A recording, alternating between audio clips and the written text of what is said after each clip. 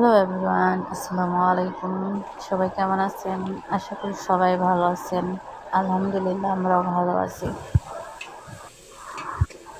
আজকে শরীরটা তেমন ভালো ছিল না, তাই ভাবলাম আজকে শর্টকাট রান্না করব।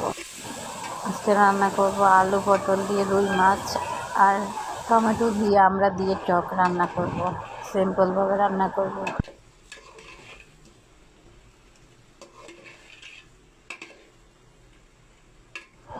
ভিডিওটি ভালো লাগলে লাইক কমেন্ট করে পাশে থাকবেন। আল্লাহ হাফেজ।